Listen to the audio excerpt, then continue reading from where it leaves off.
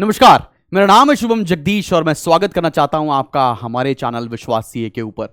जितने भी बच्चे जैन 2025 में अपना सीए फाउंडेशन का पेपर देने जा रहे हैं, उनको यह पता होना चाहिए कि हर चैप्टर की आपकी वेटेज क्या है, हर चैप्टर से कितने मार्क्स का पेपर आने वाला है। इस वीडियो में हम ये बात डिटेल में डिस्कस करने जा रहे हैं। तो हम बात करने जा रहे हैं चैप्टर वाइज मार्क्स डिस्ट्रीब्यूशन की। शुरू करते हैं माइक्रो इकोनॉमिक्स से। सबसे पहला चैप्टर आता है आपका nature and scope of business economics. सबसे बढ़िया बात यह है कि ये 5 मार्क्स का आएगा और पढ़ना कितना है, इसमें सिर्फ 1 यूनिट ही दे रखी है आपके सिलेबस में। सिर्फ 1 यूनिट पढ़ो और 5 नंबर घर लेकर चले जाओ। बहुत आसान टॉपिक है। फिर आते हैं चैप्टर नंबर 2 के ऊपर। इसकी वेटेज है 10 मार्क्स और इसके अंदर पढ़ने पड़ेंगे आपको 3 यूनिट्स। माइक्रो का ये अगला चैप्टर है, काफी सिंपल है, जिसका नाम है demand, consumer behaviour and supply. तो 3 चैप्टर बोलो या 3 यूनिट बोलो, वो आपको कंप्लीट करने हैं और 10 नंबर मिल जाएंगे आपको। फिर आते हैं माइक्रो इकोनॉमिक्स के 3rd चैप्टर पर, जिसका नाम है theory of production and cost.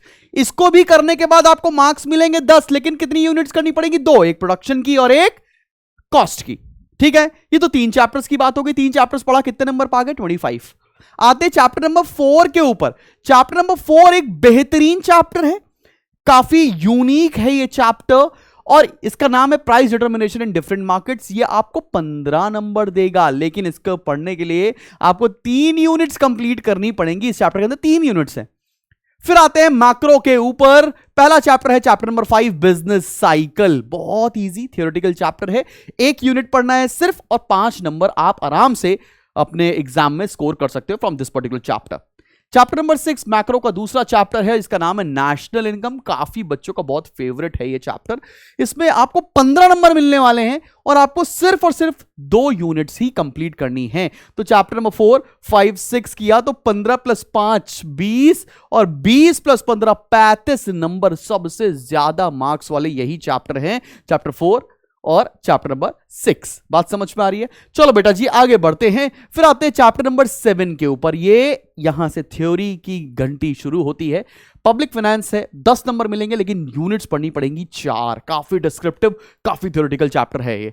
Chapter number 8 आते हैं मनी मार्केट के ऊपर। अगेन आपको 3 यूनिट्स पढ़नी पड़ेंगी, तब मिलेंगे आपको मार्क्स 10। और चैप्टर नंबर 9 जो पूरी किताब का सबसे बड़ा यूनिट है, सबसे बड़ा चैप्टर है, चैप्टर नंबर 9। इसको भी पढ़ने के बाद मिलते हैं 10 मार्क्स, लेकिन यूनिट्स पढ़नी पड़ती हैं। 5 यूनिट्स हैं इस पर्टिकुलर चैप्टर के अंदर।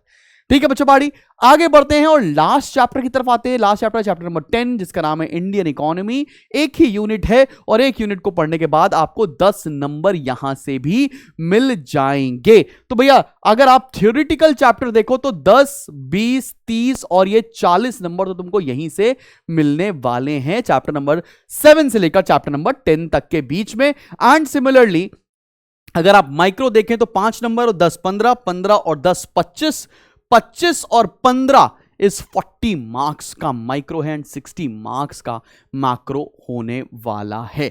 तो भाई ये था हमारा सब्जेक्ट का chapter wise breakage. I hope आपको ये बात समझ में आई होगी। मिलते हैं हम लोग बहुत जल्दी एक नेक्स्ट वीडियो के साथ, जिसमें मैं आपको बताऊंगा कि स्ट्रैटेजी क्या होनी है। Till then keep smiling and keep learning.